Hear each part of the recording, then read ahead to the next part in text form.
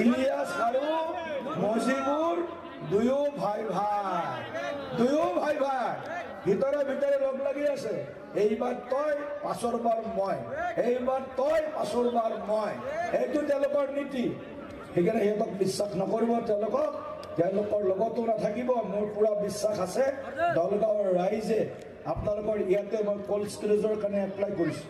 কৃষকৰ কাৰণে cold storage এটা লাগে নালাগে? ডাঙৰ তাৰ কাৰণে কথা পাতি আছোঁ। এই দলগাঁৱত এখন এগ্ৰিকালচাৰ ইউনিভাৰ্চিটি এটা কেম্পাছ লাগে নালাগে ইয়াতে? তাৰ কাৰণে আমি কথা পাতি আছোঁ। কিন্তু ভোট দিলেহে আনিম, মোক কথাটো কৈ দিলোঁ। পঞ্চায়তত যদি ভালকৈ জিকায় জিলা পৰিষদ, তেতিয়া মই আনাত বেছি জোৰ দিম, সোনকালে কৰাত জোৰ দিম। হোৱাটোতো হ'ব, কিন্তু সোনকালে অনাৰ কাৰণে আমাকো আপোনালোকে সোনকালে ভোটটো দিব লাগিব। সোনকালে ভোট দিলে সোনকালে কাম হ'ব, দেৰিকৈ ভোট দিলে দেৰিকৈ কাম হ'ব। কথা সেইটোৱে আৰু বেলেগ কথাই হ'ব নাই, হ'বনে নহয়? গতিকে সকলো ৰাইজে মিলি আপোনালোকে এইবাৰ নৰেন্দ্ৰ মোদী ডাঙৰীয়া, ডক্টৰ হিমন্ত বিশ্ব শৰ্মা ডাঙৰীয়া, অতুল বৰা ডাঙৰীয়া, আমাৰ বৈশ্য ডাঙৰীয়া, সকলোকে আমি এইবাৰ সন্মুখত দিছোঁ। আৰু আমি চব পিছফালে আছোঁ যে আপোনালোকৰ পিছত আমি আছোঁ। আৰু অসমৰ ৰাইজ আছে। আজি আপোনালোকে সকলোৱে এই কথাবিলাক মন কৰিব যে এতিয়া এই যে গাঁৱৰ ৰাস্তাবিলাক ধুনীয়াকৈ হৈছে, কাৰ দিনত আৰম্ভ হৈছে জানে নাই? কংগ্ৰেছৰ দিনত গাঁৱৰ ৰাস্তা আৰম্ভ হোৱা নাই, আৰম্ভ হৈছে অটল বিহাৰী বাজপেয়ীৰ দিনত।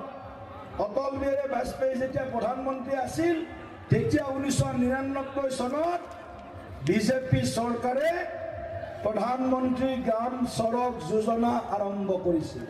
প্ৰধানমন্ত্ৰী গ্ৰাম সড়ক যোজনা PMGSY, এই প্ৰধানমন্ত্ৰী গ্ৰাম সড়ক যোজনাৰ জৰিয়তে আমি গাঁৱৰ ৰাইজক সুচল যাতায়াত ব্যৱস্থা, আজি গাঁৱে গাঁৱে যিবিলাক পকী ৰাস্তা দেখিছে, পেভাৰ্ছ ব্লকৰ ৰাস্তা দেখিছে, এইবিলাক অটল বিহাৰী বাজপেয়ী ডাঙৰীয়াৰ দিনত আৰম্ভ হোৱা আৰু নৰেন্দ্ৰ মোদী ডাঙৰীয়া, ডক্টৰ হিমন্ত বিশ্ব শৰ্মা ডাঙৰীয়াৰ দিনত চলি থকা ৰাস্তা ঘাটৰ উন্নয়নৰ এইবিলাক একোটা উদাহৰণ।